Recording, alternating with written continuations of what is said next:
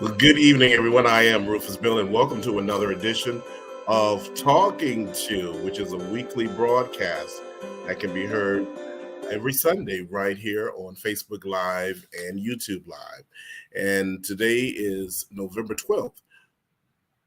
Can you believe it? Sunday, November 12th, 2023. And the time is just moving along. The end of the year is very near. I'd like to also introduce one of our hosts, Joanne Tosin Fuller. Good evening, Joanne. How are you doing? Man, can you believe it's dark outside already? Pitch dark. It's black.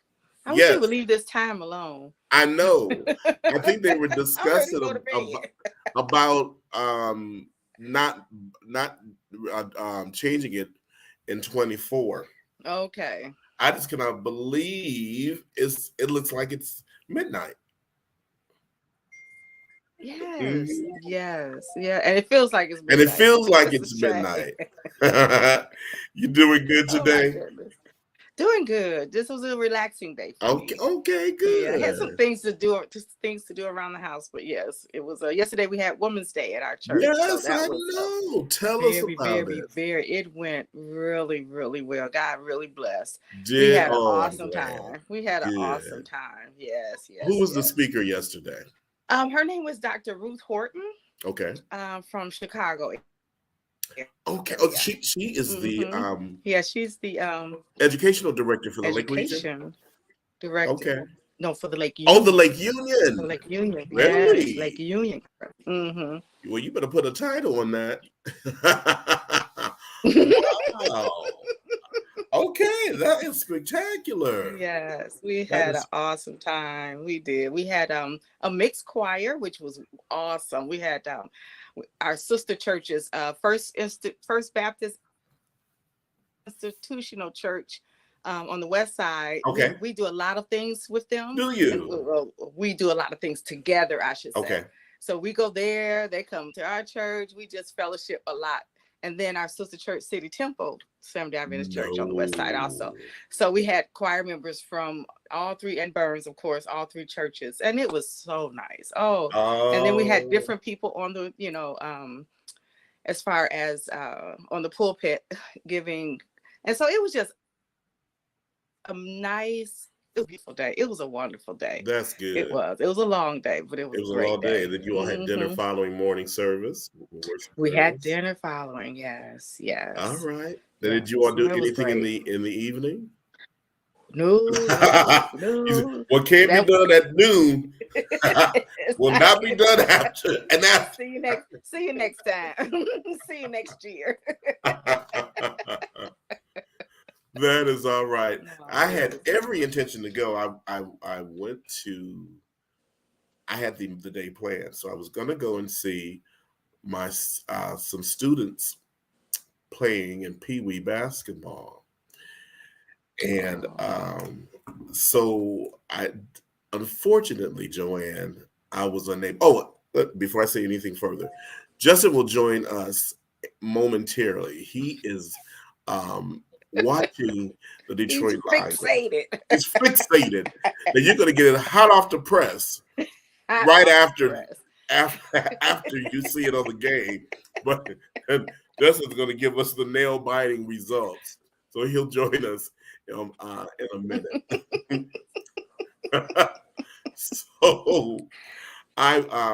So by the time I got to the facility, the game was over. And it was in Harper Woods, off Harper.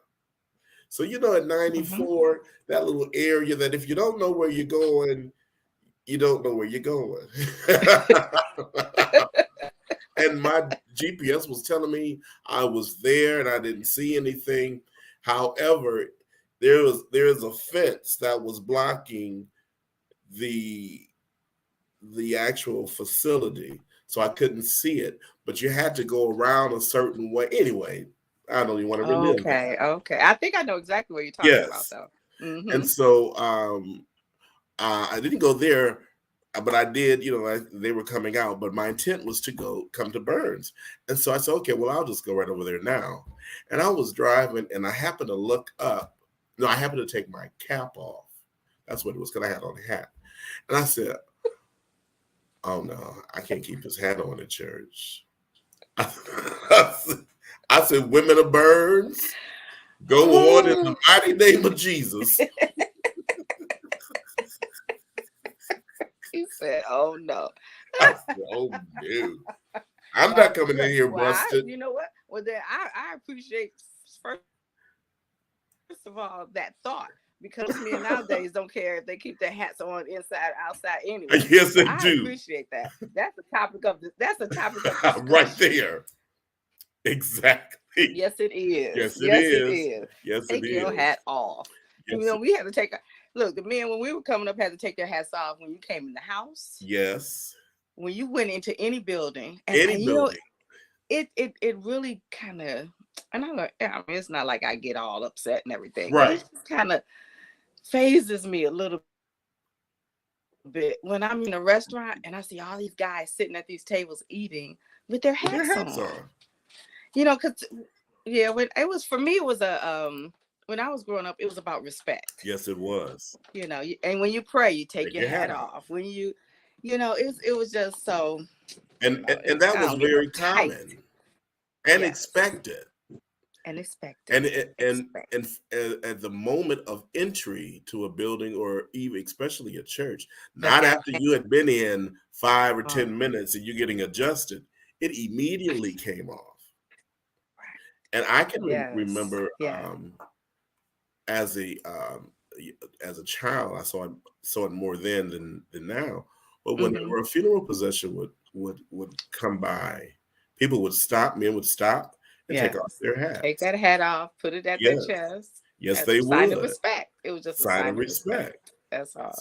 So the more things change, the more they change. What can we say? Wait, look at this here. Good evening. Come correct or stay at home. All right. Guess she told you, didn't she? She told me. These are one of the reasons. That's right. That's right, Miss Sharon. My first grade teacher. He was raised well. Raised, yes. We were going to have all that, and I wasn't going to have that yesterday. And I just said I just was not thinking, or I would have made a different preparation in terms of my appearance. Since I'm on the east side, let me just run on over. Right. That's only 10 minutes away. It was only 10 minutes away. 10 minutes away. And wait, and I was thinking, and I'm going to be good because I'm going to be early too. It was like 11:20. And by the time I got to church, I said, I'm going to be from the start to the end. Right. Hey. Not so.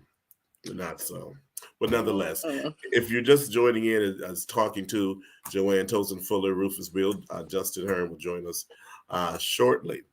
Not yesterday, but this past week, Joanne, I was in a conversation with podcasters and internet talk show hosts, and they were talking.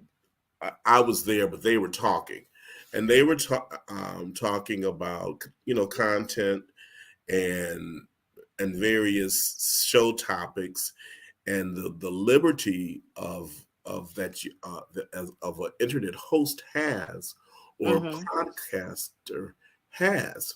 And the question was raised, well, what is the difference between a podcaster and a radio broadcaster?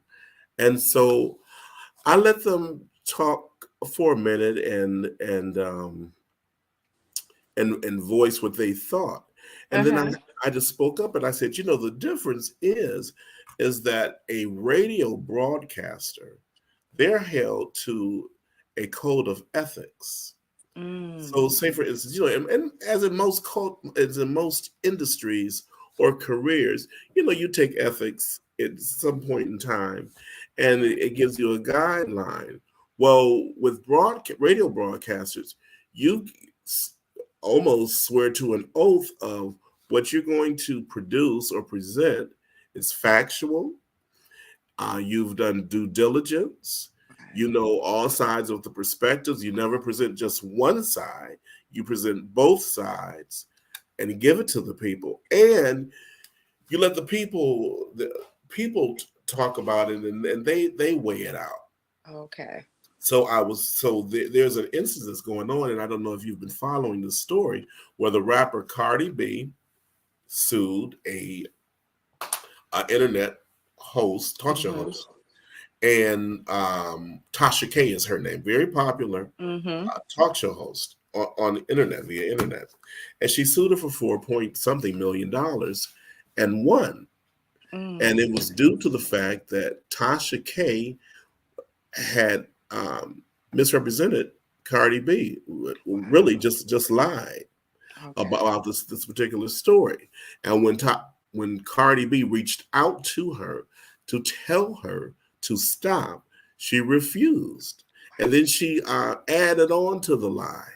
Now, Cardi B, Tasha K, we all know that Cardi B is well better financed, and some people may say, well, why would she even take the time to go bother this internet broadcaster? Well, to prove a point. To prove a point. To prove a And point. and you know, and because it's so popular now, people listen to podcasts all the time. Hmm. You know, Hmm. they're on there, and so at some point you have to stop it. At some You point really you do. have to stop the lies, and somebody has to be accountable, because who knows how that would have spread, especially because Tasha K is getting more and more popular. Hmm. So her, you know, her fan base is widening. So it's like, Yes. okay, guess what? And then that story goes and keeps going, Yes. and then And, other and people pick it up, other pick it up. podcasters pick it up, and so yeah, hey, And for hey, the average viewer, they're taking face value of what any yes, broadcaster says. yes, If which you is say sad, that, well, it has to be true because you said it. right? It has That's, to be you know, true. and that's just like these pop-ups that I get on my phone, especially like on YouTube and all those things. These Hmm. pop-ups, so and so died, you Right. know, and when you go in, that's the title of the story. But when you The go headline. in, they're talking about somebody in their family who died. They're not even Exactly. talking about that person. They're not even But the talking about that title person. of the story is so and so died. Oh, you know, and I'm like, rest in peace. And I'm thinking, Right. so I go and click it. So now I don't even click any of them anymore. I know. But I go and click it, and they're not talking about them. They're talking about somebody Something else. So it's completely like different. completely Completely different. different. Oh, yeah. Yeah. So maybe they have gotten an understanding or knowledge about the difference. When we used to Gerald Smith, who is listening and viewing with us today, was one of the talk show hosts on our back-to-back radio talk show at WQBH, and that was one thing, one of many things that the producers of the show, I was the producer, but anyone that had any involvement in the show, that we had to be factual. Now, Gerald always came prepared every week. So whatever he said, it was going to be spot on. But even just Okay. information that we might give as supporting or to add to the conversation, it had to be on point. I remember at one time when I was doing a news broadcast, and we had a news. Uh-huh. He wrote news stories, and I'm getting ready to go on air, and he wrote a story regarding Charles H. Wright, and this is when he Mm. was still alive. And he says in the lead, they call them leads, that Charles H. Wright had died. No, in the story it said he died. Okay. That's how it was. And so Okay. I did the opening of the news, and then as the commercial was playing, I'm reading the story, and I opened the door and I said, Charles H. Wright is not dead. I said, you're about to have me on here looking crazy. Crazy. And Then look, yes. some experienced newscasters are able to read code, but I don't recommend that. But I just happened to read the story, and When I got off air, I fussed and fussed and fussed. And he still didn't have an understanding of why was I fussing like that. I said, we cannot give misleading information, and especially at that station with all of those professional and experienced broadcasters. So anyway, so if you're listening now, you understand the difference between a radio broadcaster and a podcast and internet broadcaster. Well, Joanne, hot off the press, we're going to hear from our other host, All Justin right Hurd. He's here. We need a drum roll. We need a drum roll. What's Justin going Hurd. on? Y'all How you doing, buddy? What's going on? Hey. Y'all all right? How y'all feeling? Great. We're doing well. How you feeling? Good. I was just getting caught up on what you guys were talking about. Excuse my tardiness. I'm one of the hugest Lions fan that there probably is. I don't know. I drink the Kool-Aid, everything. And, yes, you do. The Lions was just in a crazy battle that came down to the final seconds. I mean, the Lions, great football game. Lions went up early. However, the Chargers and Keenan Allen, one of the best wide receivers in the game, he got his money worth today. And I mean, literally, they went probably 5 or 6 back-to-back touchdown for touchdown since halftime. After halftime, yep.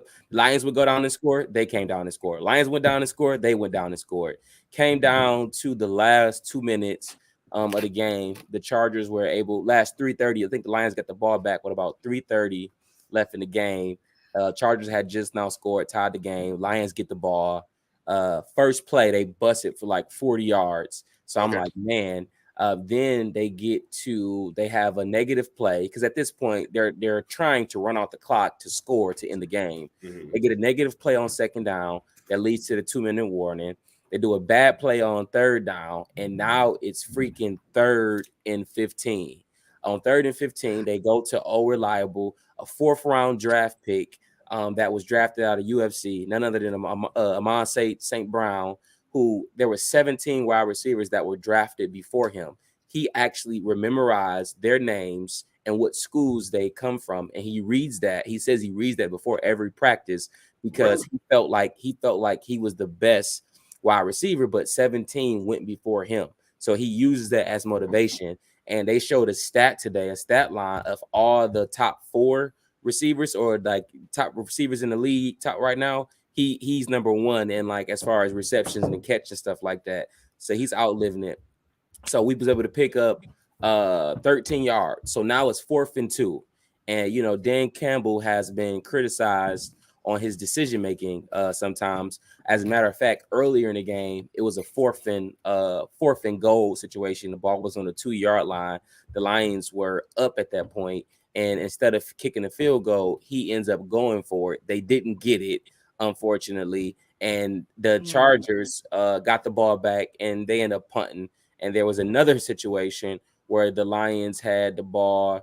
It was maybe 4th and 5, but I don't think that he has faith in his field goal kicker. So my analogy is, instead of I miss this field goal, I'm going to give you the ball on a 40-yard line, and then you only have to go 70 yards for a touchdown. But if I punt the ball, I can kind of pin you deep, and then you have to go the whole field. Well, instead of kicking a 50-yard field goal, which in the NFL, a kicker should be able to make a 50-yard field goal. It's when you go outside of 50 where you see extraordinary kickers. But 50 yards, you should be able to hit. He decided to punt. The Chargers went down and scored. So, you've had these, and I don't want to say hiccups, but just different judgments during the game. So now it's 4th and 2. It's 1 minute and 51 seconds left. Okay. 151. 151. The ball is on probably like your 5 yards. At this point, they were in field goal range at this point. But a field goal with going up 3 points when this team, just like you, have scored pound for pound, your defense hasn't been able to stop them, doesn't make sense. Dan Campbell decides, you know what? I'm going to go for it. 4th and 2. I'm going to go for it. And we were able to throw the ball to a tight end that we drafted in the 1st round this year out of Iowa. And he caught that ball. He actually held on to it. Yeah, he caught the ball and probably gained 7 yards. We got the ball around the 20-yard line. And at that point, the Chargers took their last time out. We did 4 straight knees. At that point, the Chargers can't stop the clock. So when the Lions hike the ball, they take a knee, the play stops, they run out the clock. They brought in Riley Patterson, who again, I told you, Dan Campbell really doesn't have faith in him because he didn't kick the 50-yard field goal.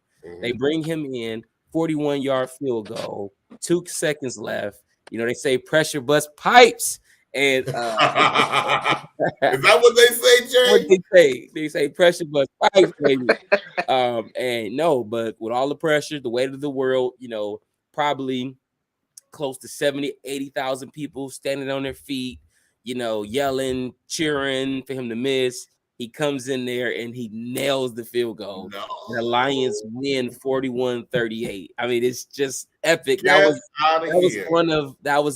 was like that game will be played, you know, years to come. Like that game it was just, I'm pretty sure on Sports Center, every national news today is going to be talking about that Lions game. And the Lions showed, number one, that they can go. They're on the road, right? They're in California. They showed they can go on the road. And even on the day where the defense didn't play great, you know, when you look at the last game they played against the Raiders, the defense was unstoppable. They had 6 sacks. Well, this time they ain't have any sacks. You know what I mean? But the offense was able to go blow for blow. They was able to run the ball effectively, and they was able to do what good football teams do. And that's why I say we got to get rid of the same old Lions, because these ain't the same old Lions. This is something different. And they did what good football teams do. They held on to the ball. They was able to kick the field goal. They was able to win the game. All right, congratulations, Lions. Yeah. Well, I say that's worth you holding off and bringing us back. Man, I was like, when Joy and I were hollering, I said, "Did you see Justin's text?" It's a nail biter. It's a nail. I mean, literally, you know what? I did something smart. I told myself that these games be having me too excited, so I was actually holding Liberty, and I was like, you know what? I'm gonna lay her right on my chest. And she was sleeping, so I can't really yell. I couldn't get up and yell at the TV because I had my precious baby sleeping right there. So I was using her as a calming mechanism to keep me good. You know what I'm saying? And she stayed. I'm sure she was feeling the beat of your heart. I know she was, because man, yes, she was. Yes, she was. It was pounding. I was like, should I look? Y'all right. Right. Oh man, that was one for the ages for sure. That's good. So once again, my Lions are coming back. Finally. Keep moving. Keep showing. 7-2. You're the king of the jungle. And check this out: the next 6 games are against teams with losing records. That so they play the Bears, who's only won 3 games. They play Green Bay, who we've already beat. Then they go to New Orleans, play New Orleans again. Then they play Chicago again, and then they play Denver again. And all of these teams combined, they only won 3 games. So it's like the next 6 games, the Lions should. I mean, it's the football. Anything can happen. We got blew out by the Baltimore Ravens a couple weeks ago. It's football. It's NFL. Anything can happen. Injuries happen. You know, whatever. But the Lions they'll be favored. I'll say this: Vegas will have them favored the next 6 weeks, you know, and that puts them in prime position to not only, I believe without a shadow of a doubt, they'll win the NFC North. But what we're talking about is we need the Eagles to do some losing. Okay, we need the Eagles to lose. Because if you can be the number 1 seed, what that does is that ensures you home court advantage. That's right. That means that every game the Lions will play in the playoff will be at Ford Field. You know, that's huge. And it's 1 less game. So you talk about 3 games, or maybe even 2 games to get to a Super Bowl versus more than that. Because you get the first ring bye. So then they'll have the NFC. They'll have a divisional round, the AFC. So 3 games to get you to the Super Bowl, and all of those games will be played at home. Really, you know what I mean? We played at home. Right.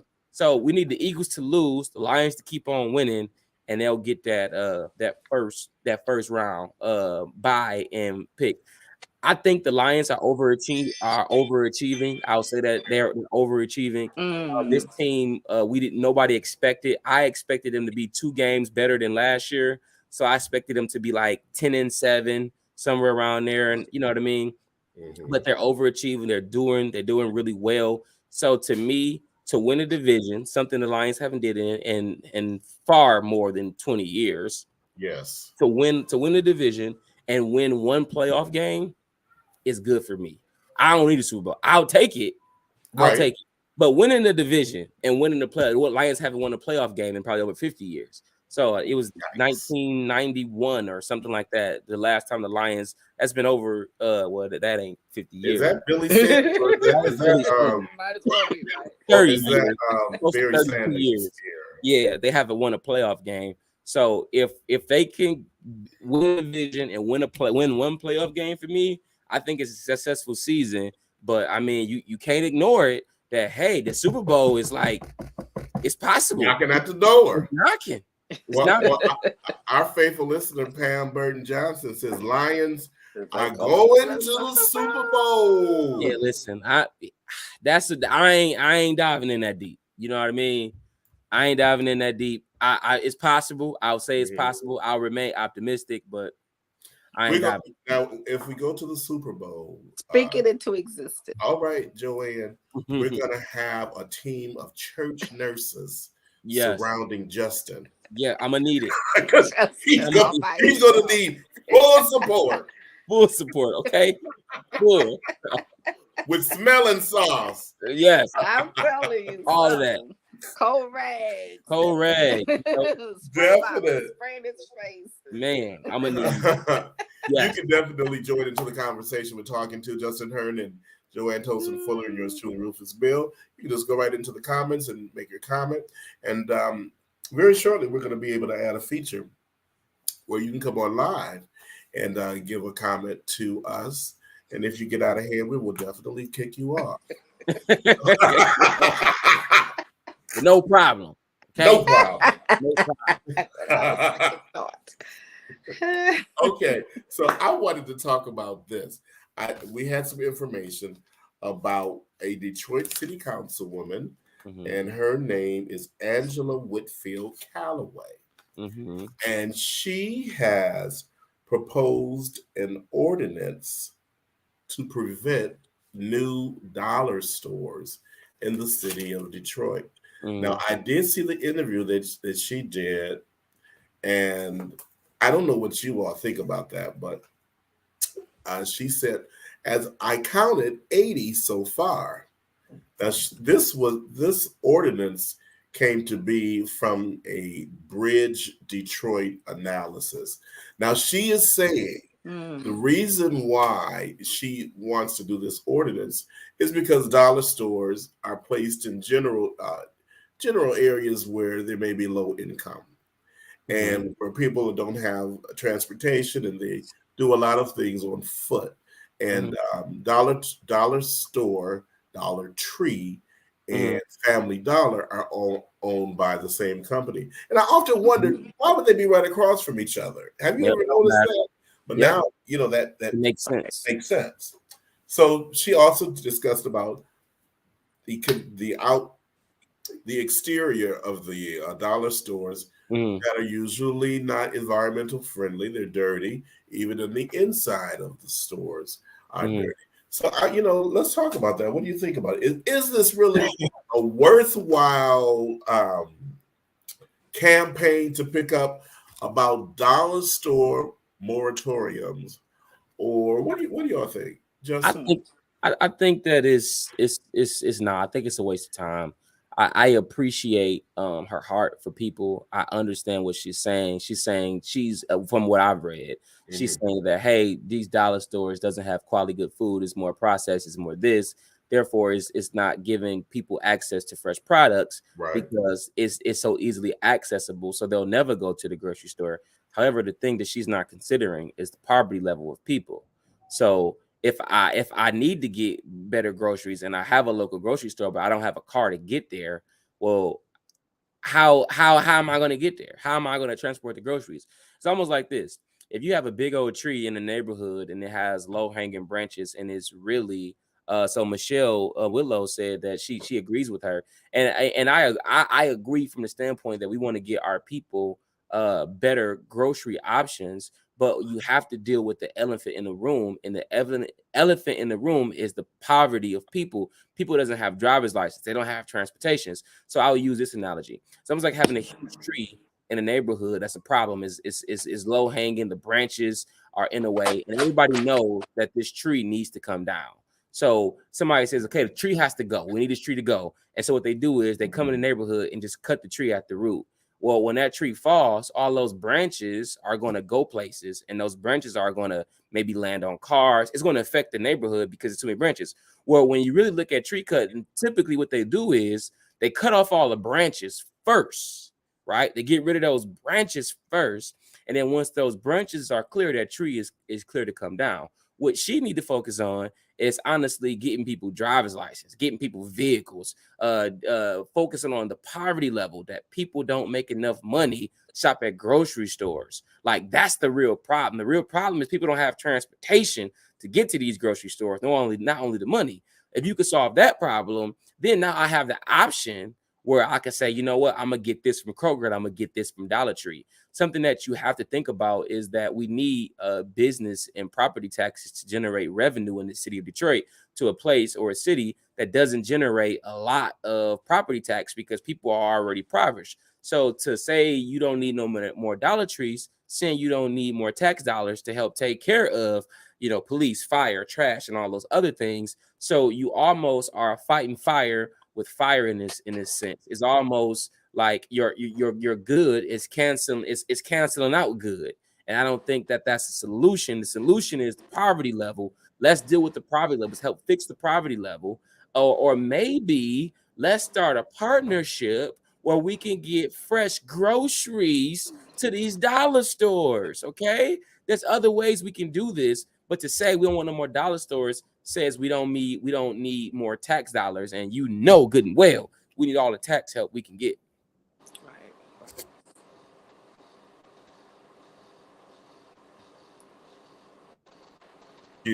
Oops, Joanne, what do you think? Well, I kind of agree with Justin. I think it's more about the quality of the products and the things, not just the groceries, but even the quality of the products that are there. How can we make them do better? How can we encourage them, to do better and hold them accountable? Because within a mile of where I live, we have all three. Really? Mm-hmm. Really. And two of them, Dollar Tree and Dollar General, are within like 3 blocks of each other. Wow. And like you said, it's the quality, it's the upkeep. You go in, and the Dollar General, I want to say, I don't want to misquote, but that's, you go in that one and it's cleaner, it's nice, mm-hmm. as far as aesthetics. But the other two is junky. Looks like stuff was just thrown everywhere. They don't, like you said, they don't clean the outside. So how can we hold them accountable that just because you're in this neighborhood or you're in the hood or whatever the phrase you want to use, still give people the quality that they deserve? Mm-hmm. Exactly. I think that's where we need to focus on, is how can we give them the quality. Just because you're in the hood, we deserve, everybody deserves the best that you can do. Yes, you do. Yes, you do. And I think a lot, and I didn't read anything in that article or in her proposal where she talked about the quality of the employees, or what is required of employees in terms of their appearance, in terms of how they're talking to people, their interaction with the public. That should really be addressed as well. I had an experience. I had an experience about 2 years ago where I purchased a heater. And when I got the heater home, obviously the heater had been purchased and returned, and it was bent. And when I took it back to the store and I told them, I said, this was the condition of the heater, and the manager argued me. He said, "I know you damaged this, and now you're trying to get your money back." And I said, "That's not even the case, sir. I just want to get another heater. You can miss me with all of this other stuff." And as I'm looking at him and as he's talking to me, the first thing in my mind was, he's the manager. The second thing was, his appearance was not professional. And when I say not professional, he wasn't clean. And he was the dollar store was in the area of 6 Mile and what is that street? Maybe DeQuinder, possibly somewhere northeast. And I just couldn't believe that he was talking like this. And so I just ended up saying, I just left the store. Now, about a week later, the store was firebombed. Now, I told the police I had nothing to do with it. And I'm joking, but I'm sure it could have been so directly related to how the customers are being treated. So I guess I have a different perspective on this. I'll say this. So Michelle Willow said the products are not necessarily cheaper. The term dollar is misleading. They are taking advantage of the less fortunate. That's so true. I can't say taking advantage of the less fortunate, because you have to know it's business. You don't have to spend your money there. So I don't see that as taking advantage, because I can, Lululemon sells this hat for $40. You know what I'm saying?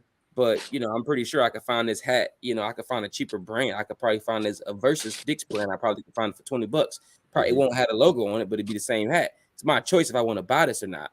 I think we're putting too much responsibility in that. And I think that that's sometimes where government goes wrong, is that you have to understand that Dollar Tree, any business are a business. Their goal is to make money, right? Yes. They don't have, and it's crazy because in my master's program, I'm in this class called legal thinking, and this week's assignment is all on ethics, on being ethical and stuff like that. We just talked about that.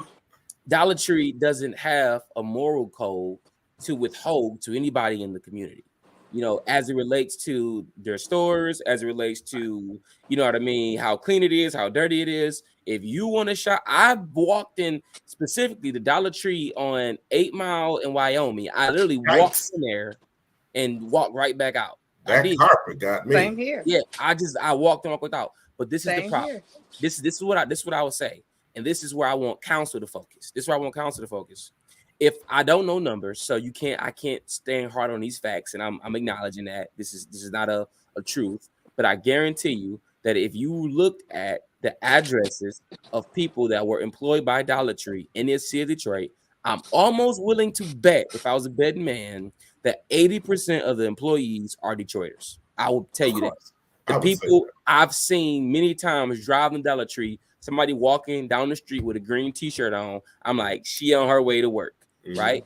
So when you look at the quality of Dollar Tree and you talk about the quality of people that are working in these stores and how they present themselves, you're talking about the quality of people that live in the city of Detroit. And who do we have in the city of Detroit? We have this everywhere, but let's be honest. We have untrained, we have uneducated people that has not been taught properly. So as counsel, let me focus on my people.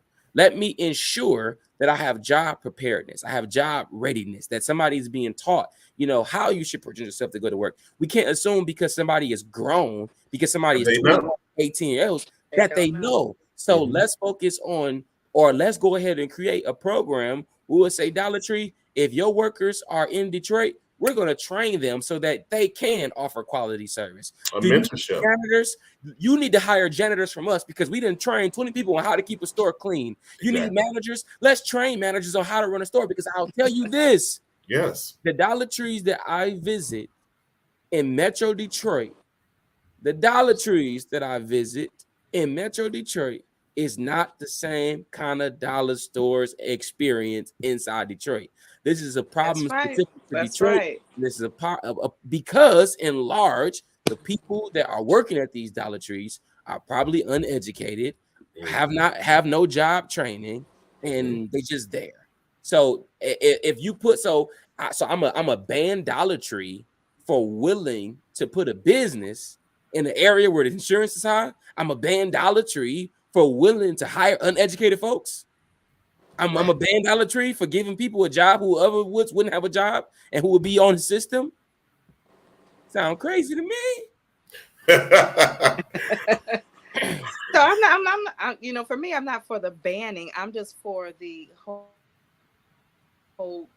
Can we hold people accountable? Can we hold these companies accountable? Because with me, I was at it was a house gathering, and so they ran out of some vegetables, and so I ran to and this was on the west side, so I ran to the dollar store up the road, up the street, and got some vegetables, and I got them back to the house, and they were all freezer burned.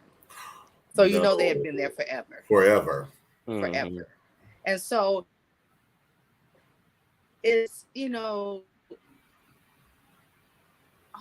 to me, we need to somehow hold them accountable, because what would happen if I went to Kroger? Exactly. And that happened. What would happen? Don't they get inspected? Don't they have to? Isn't there something, especially when you're selling food and all of that? Isn't there some type of code of ethics, whatever rule, law, however you want to put it, about the food quality? And you would think that now, see, and this goes to the training. So because we're serving food, there should be a certain guideline or checks and balances to say, now this is very important. We must adhere to these sale dates. Right. We must check our inventory. When did that come in? When should it be? When should we remove it from the shelves or from the freezers? So there's a lot of things that should go along with the moratorium. Right.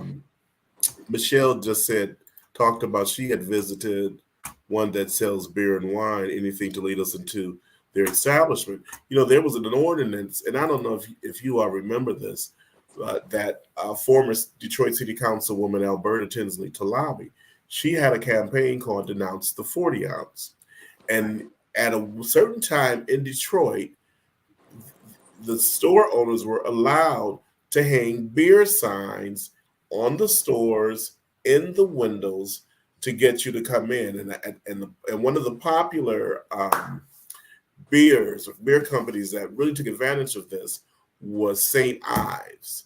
And you would see St. Ives beer posters, big as day, all on stores. And so Councilwoman Talabi, she fought, and her staff, they fought to have a responsibility to these beer companies. You cannot put these on our stores in these neighborhoods that are attracting people who may be alcoholics or have some type of chemical dependence to come into the store. So she made them become responsible on how they presented their product in the Black community. So very good points. Thank you, Michelle, for your comments, and thank you everybody, Pam and Gerald and Ms. Smith. So now there is a list, Justin, and about dating, and I don't know if you've seen that particular list about places where people shouldn't go or something. Right. Okay. Joanne, what you?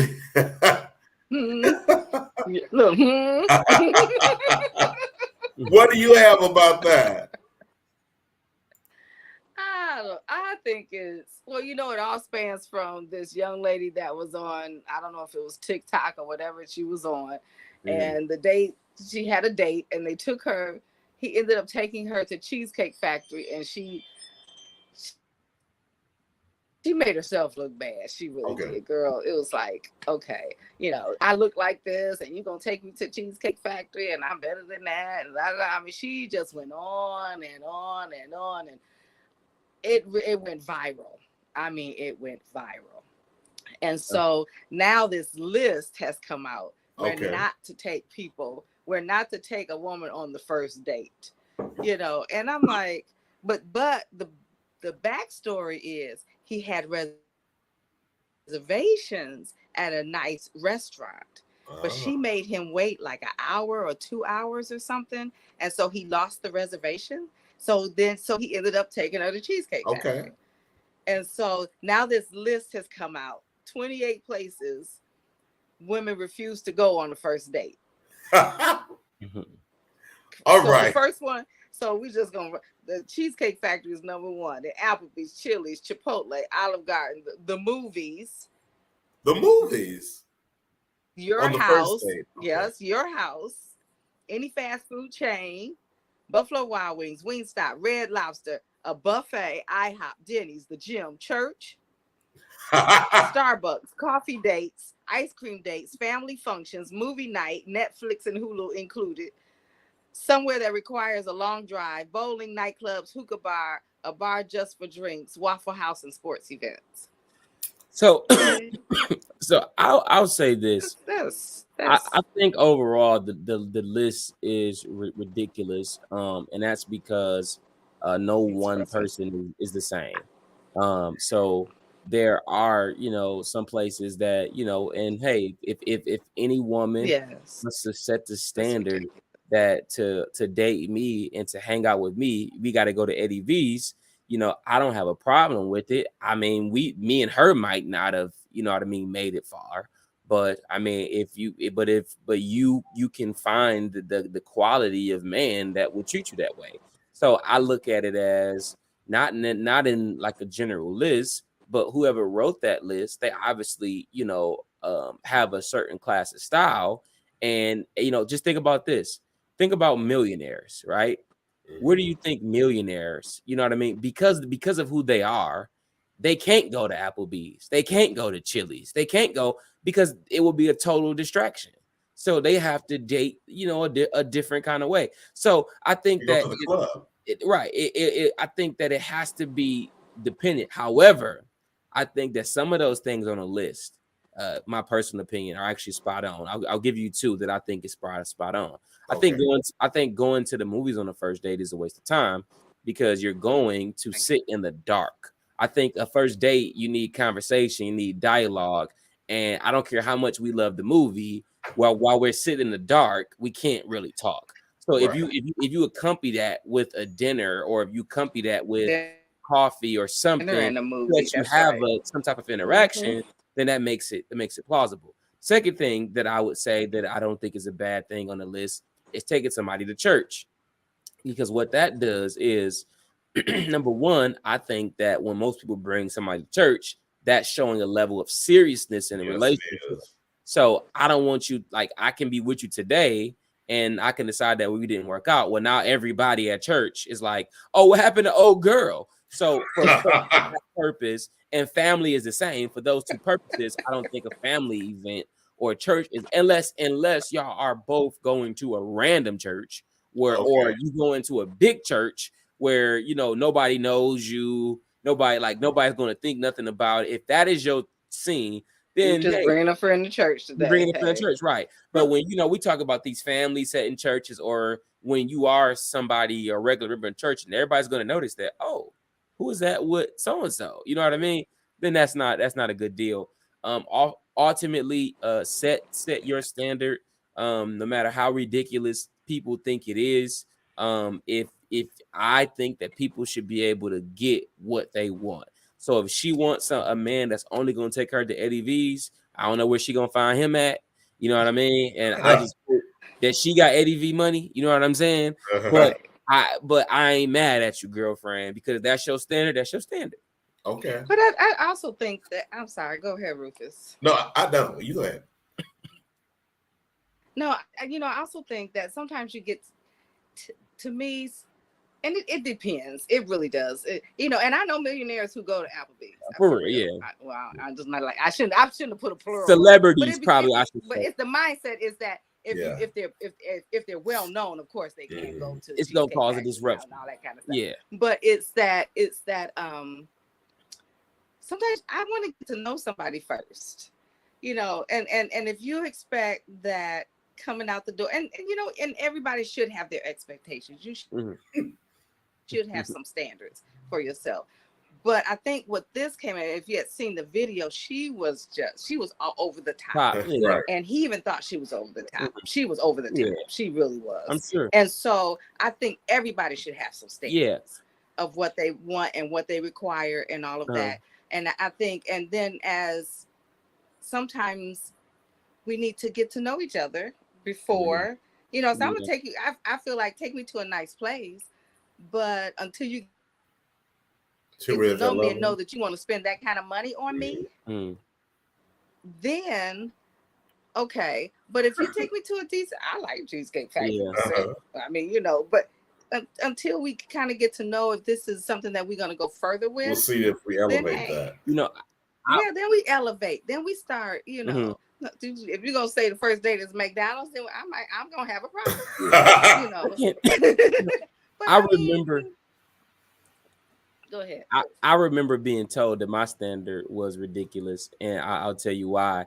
It's because I don't like smokers, right? You know, just as a man who's dating and looking for a woman, you know, I like to kiss, and it's like I don't want to kiss nobody with that smell. They just smoke cigarettes or smell like they just smoke weed or blunt, or and then the whole thing of passing blunts and you passing blunts with other people all day, every day, and I just never liked that. So, you know, I remember when I was dating, I was hanging out with this one young lady, and she smelled like weed. She got in the car. I was like, man, you know, he's kind of loud. You know, what's going on? You got the loud, girl. You know what I'm saying? And she was like, oh, you know, I smoked earlier. And I was like, you know, I know we had this date planned, and like, but honestly, you giving me a headache. Like, thank you. The smell. I'm with you. I'm with you, Justin. So I'm like, I told you from the get-go that I don't like smoke and I don't like the smell of smoke. So we're gonna have to end this now. You can go back because it must be like in your hair, like it's whatever. In the house. Right. Isn't it? So we can try again next weekend. You know what I mean? Ooh, maybe. I'm sure. I got cussed out so bad. And it was like, but that's your standard. It's my it's like it really gives me a headache. And I told you that. Like, it's not sexy. I don't like smoke. All. And so I was like, I'm just dating this, like, you know, I don't, you know, smoke the whole thing. I don't really like it. I don't vibe with it. I hate the smell. It honestly gives me a headache. I made all of that present. So I guess she thought she was gonna cover it up with some perfume or whatever. It literally got in the car and it was like headache. Yeah. She thought she was the exception to the rule. And she wasn't. She wasn't. You know, I love a good smelling person. Man, I mean, I love because I like colognes and perfumes and all of that. And so a good smelling man, what makes you think that weed smells good? That weed is sexy? That is sexy. That's like, ooh, baby, I want you. Like, I don't understand. Smells like get away from me. How you gonna try to talk to somebody and you stink? If that's y'all thing and y'all gonna that's your thing, then I ain't knocking my you. pleasure. I just you're gonna have to be, and I didn't say that because you smoke weed that I wouldn't date. I wouldn't talk to you. We couldn't hang out. No, I just don't like the smell. You. So when you come around weed together, I don't want to smell it. You know what I mean? I don't want to, because you stink. Well, how about this one? So, first of all, which I think is interesting that they didn't put on the list the hotel. Not to take somebody to the day on the hotel. Look. I'm like, well, they didn't mention. Don't take your first day to the hotel. They did say, and I think that's mainly because the whole Netflix and chill was on there. Oh, that okay. And that's more the thing. That's hey, come over to my house. I'm gonna put on this Netflix and we can watch the movie. Yeah, that's more people do that more. Okay, you're right. Okay, I get it. Yeah. Well, how about this one? So wherever you decide to take your date, you're going to observe how your date eats. If they don't know how to use a fork and knife, and they are more hands-on, licking their fingers. Oh, my. I think that might be a deal breaker. Wow. I don't care. As long as you ain't like. Well, let's add that too. I'm doing that because I've been on dates before, and I had a girl who had a piece of chicken, and she was literally trying to cut the meat off. I said, girl, if you don't pick up that bone and bite that chicken, you have a problem. Okay, then you be fussing at me. Cause my friends tease me because when I'm in public and I have chicken with the bone in it, I can cut it and eat it and that bone is clean. Cut it with a knife, eat it with my fork. But that's sexy though. That's sexy. That's when class. I'm done, that bone is clean. Yes, that is. That's sexy in class. I'll take it. I'm not saying I don't. I'll take it. You would not appreciate that. Yeah, you gotta appreciate that, but it's like you don't have to. If she didn't know how to do that, then you know what I mean. If she didn't know the how, problem would come if I order pancakes and I'm like, here, cut these pancakes, and you like, I don't know how to cut pancakes. That would be the problem. Like, I mean, if my kid gonna be trying to eat whole pancake, nah, just pick it up. Right. No. A friend of mine, she said, I've done so well with my daughter, and she's on track to be a good wife. She has gone and become educated. She's smart. She's cute. All of that. She says, but I don't know if she's going to be able to keep a man or get a man with the way she eats. She said it's disgusting to me. Now this. Now I don't know how her child eats, right? And I'm scared to observe it now that it's been brought to my attention. But it's just very interesting. Like I tell the little girls at school, I said, don't walk around the classroom eating your food. I said, sit down at your desk and eat your whatever it is you're eating. Their response is, my mama be walking around the house. Yes, we're trying to break that cycle a little bit. Right, we're trying to break that cycle. I'm trying to get you ready. Right.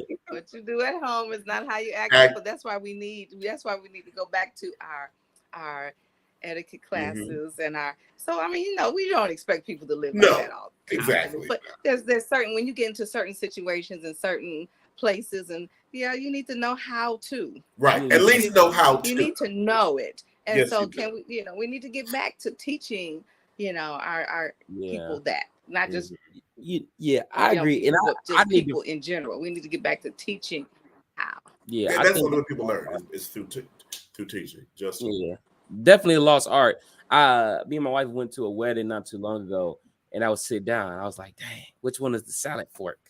Like, I want to be right. Like, which one is it? So I definitely need to freshen up on, on that, because, and it, like, I think the best way to be is to be a chameleon, right? You know what I mean? There's some places where I be my natural self, like in a pulpit. Like when I get in the pulpit, the first thing I say is, "What up, though?" You know what I mean? I say that to the congregation because I want them to be relatable to me, so that I can transcend, like, so they can understand where I'm coming from. But you know what I mean? But when I'm in meetings with the chief, you know what I'm saying? I'm not saying, "What up, though, chief?" You know what I'm saying? You know what I mean? Even though he's a down to earth guy, I'm saying, "Hello, sir. How you doing? Good. All is well. All is well." Like, you know what I mean? There's a certain language, there's a certain talk that comes with the table that you sit at, and you want to be able to sit confidently at any tables and know how to handle yourself and be comfortable in it. And that's where proper etiquette comes in at. And then when somebody say, "Oh, relax, we good," and you can be like, "All right, what up, though? Y'all good? Good. Cool." It changes the dynamic of the environment. Right. I know that I have gone to. I'm not an outside type person, but I've become better with time, and so I used to not really go to picnics, and I would get invited, and then people stopped inviting me because I never would go. Well, this one particular event, I went, and it was outdoors, and it was a picnic, and it was just a group of friends just relaxing.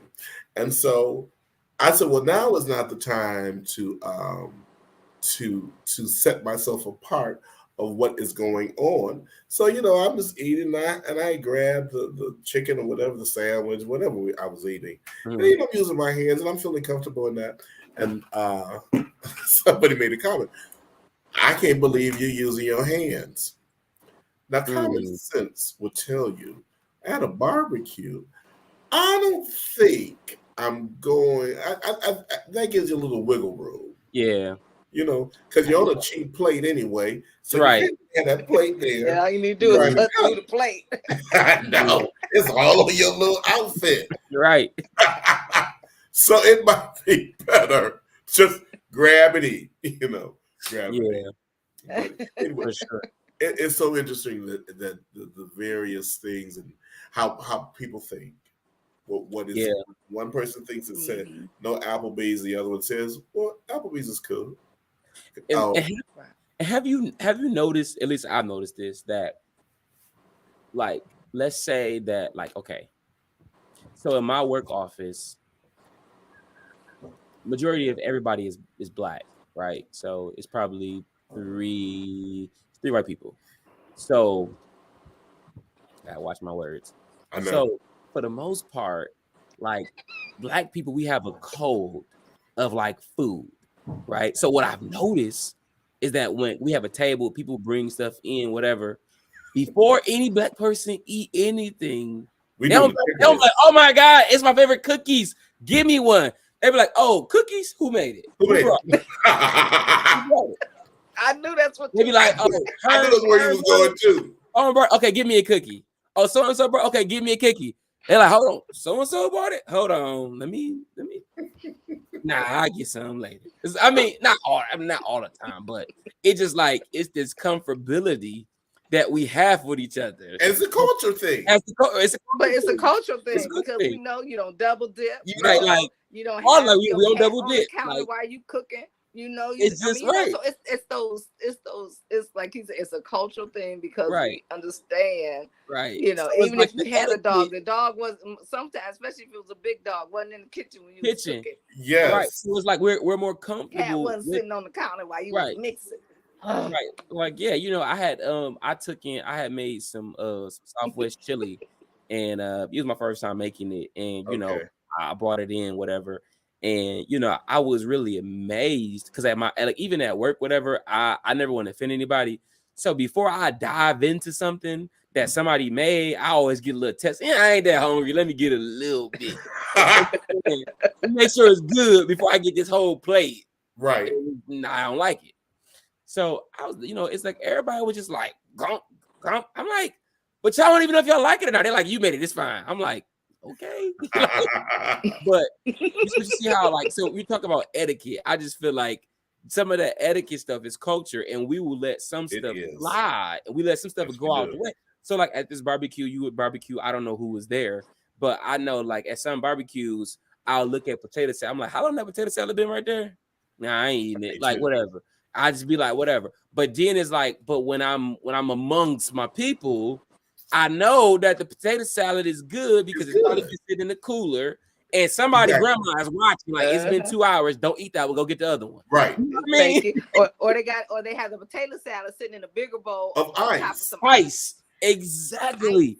So it's like I'm like, we good. You know what I'm saying? Like, go ahead. You know what I mean? It's like I don't think about it. Like, go get a, you know. You know, when I first started working, I was fortunate to get a job at Blue Cross and Blue Shield, and oblivious to the professional work world, you know, but I knew I could fit in, and so I was reared with, you know, we didn't do a lot of potlucks, but this one particular event, the department, dental, vision, and hearing, we had this potluck. And everybody brought something or whatever.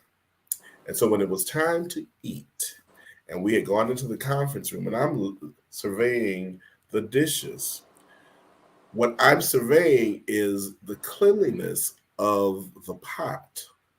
Mm-hmm. The first pot I remember seeing, and it's just I still remember this. I must have been traumatized. It's a trigger, as people say now. That was a trigger. It was all dirty on the outside. She had made some kind of pasta dish, but on the outside was not the pasta. It looked like it could have been something from the stew that was made in that crock pot a couple of weeks ago. Then I went on somewhere else, and I said, "Oh no, no!" And And here again, that's a cultural trait. Yeah. That really is. Yeah. Well, we have had a great show today. We have. Justin, give us one word to go by for this week. Okay. Move away. I preached this today. Move away from balance. Balance, it's fickle. With balance, there's only a certain amount of time before you're going to give out or give in, right? Immediately, if I tell you to stand on one foot, you may appear to be okay, but your heart rate is now increasing. You're probably going to start to begin to sweat. And so when we take this in a spiritual sense, is that when we try to live life with balance, you know what I mean, our faith begins to get rocky because truly balance is not achievable. God has told us this very simple verse, Matthew 6:33, but seek ye first. The principle of first is about prioritization, not about balance, not about spreading yourself equally here, there, and everywhere. We have to move from this perspective that balance matters and balance is achievable to let me prioritize God first in my life. And when I put God first, he handles everything else. So seek ye first the kingdom of God and all his righteousness, and then all these other things shall be added unto you. They're going to come to you. When you prioritize God, God will balance everything in your life. And really quick, the difference. Balance says I spent time with my wife Friday and Saturday. We hung out, we spent quality time, went on a date. Sunday, something happens and she really needs me. Balance says I hung out with you Friday and Saturday. I want to make some money today. I'm working overtime. That's what balance says. Prioritization says you are first in my life, no matter what. So even though I want to work, but because you need me, even though I was there for you Friday and Saturday, I'm going to be there Sunday too. And so we have to move from this place of trying to balance in life, put in proper perspective what we need to do, the principle of the first, prioritization, and then we'll see in our lives that things will line up, and you know what I mean, and different things like that. We have a bad habit of making other people's emergencies our emergency, right? And now we end up late, or we end up not doing this and not doing that, or suffer from this, all because so and so had an emergency. But when you have a life of, when you live a life of prioritization, God gives you discernment, and you be able to decipher what's a real emergency, what's not a real emergency. But that only happens when you stop trying to balance life and you make God the center of your life. All right, preacher. Go ahead. Amen. I know. Amen. I need my tambourine. If I knew how to play one. Joanne, give us something to go over this week somewhere, and it's just a few words, and it just said we rise by helping others. By lifting others. We rise by lifting others. That's good. And so it just helps somebody. Help somebody. Yeah. We rise by lifting others. I love that. So, or helping others. I live by that. Mm-hmm. Yes. Well, great show today. Ruth. My yes. I got big money on my mind. Hallelujah. That's what Rufus, though, I don't know. I wanted to tell you this before we go. I'm sorry to cut you off, but I just thought about it. Two things. I might have an opportunity for you. I don't know of school that I'm really connected to. You know, they're not happy with their music teacher. So I don't, you know, if it makes sense for you, if it's more, you know what I'm saying, I'll talk to you about it. I'll talk to you about it. So that's that. And two, I want to make sure that we start off last week about the drag queens, because I got something to say. Next week. Get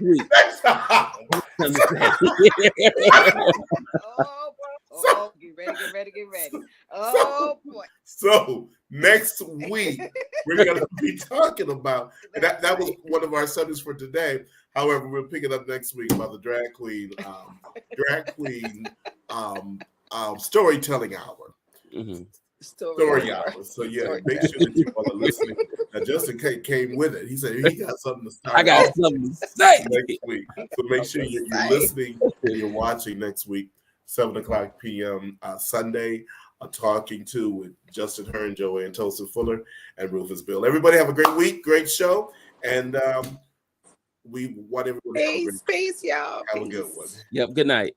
Good night. Yes, have a good one.